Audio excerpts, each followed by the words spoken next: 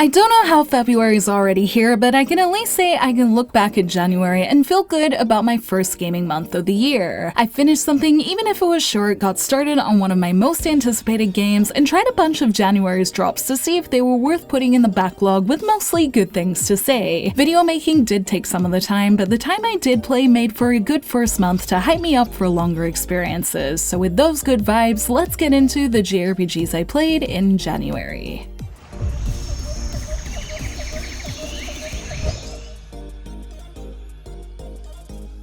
While I didn't finish Freedom Wars Remastered last month and realized when I was still working on content in the middle of the month that my gaming time might be more limited than I'd hoped, nothing was going to stop me picking up Freedom Wars Remastered because I needed to have it. Those who saw my most anticipated video know it was one of the games I was most excited for this year, and in its first hour reminded me exactly why. I made 2 gorgeous characters, threw out my Thon to fight enemies, and was told off for the mere act of walking in my cell, reminding me of all the dystopian things I love about it and its mission-based nature getting me keen to play more. I'm not totally sure when I'll get my hands on it next, but it should be during February as I'm determined to finish it after the content making loop I'm in now. I hope to hear some of you guys got more into it, and I'm curious to hear thoughts from those who tried it for the first time, and can't wait to keep remembering why I love this Vita classic in its gorgeous new high quality form.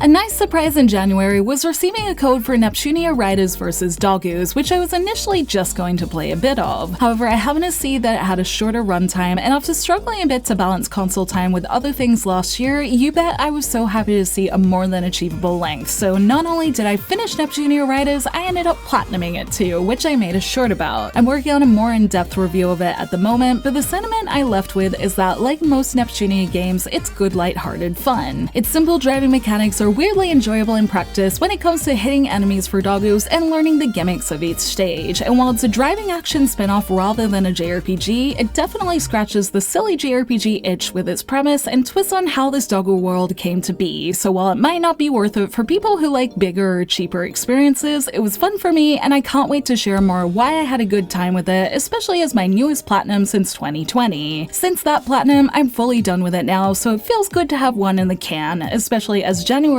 also had a lot of things to tickle the backlog with too.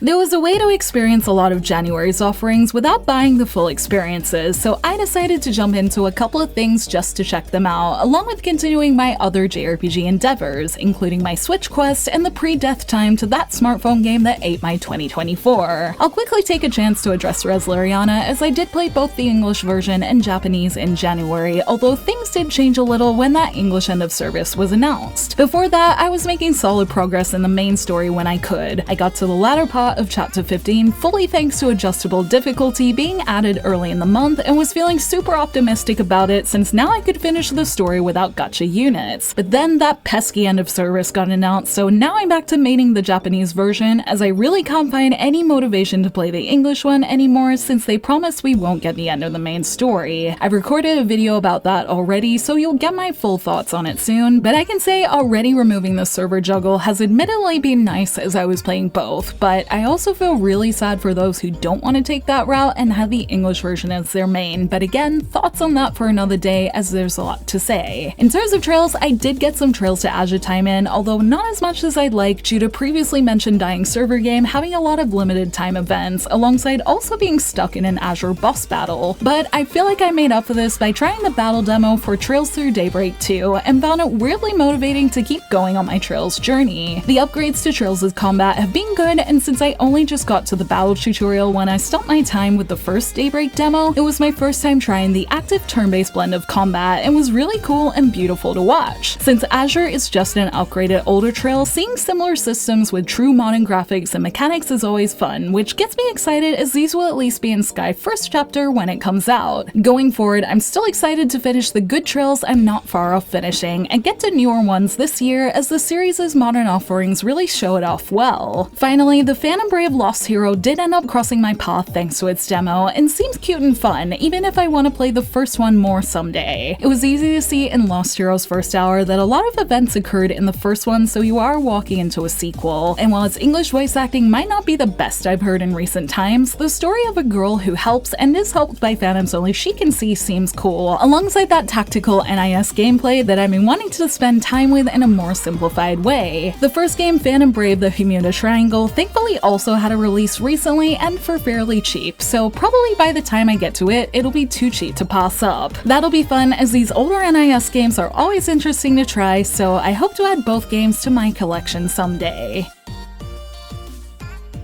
February looks like another fun month, but is also another month I'm starting with working on 3 videos again, and know I'm gonna be busy with family visiting and other things, but I do plan to do the best with the time I get, hopefully chaotically sailing away. February's big release is Like a Dragon Pirate Yakuza in Hawaii, the Majima Like a Dragon chapter that seems interesting. Time-wise, I can already predict I probably won't finish it, especially since I would rather finish Freedom Wars since I just started, but I'd like to get into it even just a little, even if just to motivate myself to get into Like a Dragon 2. I can reliably say I'll get some Resleriana time with its current Furious event on the Japanese server, but I will be leaving the English server alone, and hopefully in place we'll find some more trails to Azure time as I try to finish it. It'll be one of those do my best month thanks to outside of game stuff, but I'm keen to do both with what I'm gonna play and the things I plan to share with you all soon. I hope you all have a good month of getting through games with the time you have too, as 2025 continues to unfold with great games. Thank you for watching this video. Let me know in the comments below what you played in January and what you plan to play this month. You can like and share this video if you enjoyed it, subscribe to my channel for more JRPG content like this, and ring the bell to get notifications on whenever I post so you don't miss a thing. You can check out more videos here, and you can find me on social media on X, Facebook, Instagram, and TikTok, all at JRPG Jungle. Links to those will be in the description below, and until next time, thank you, bye!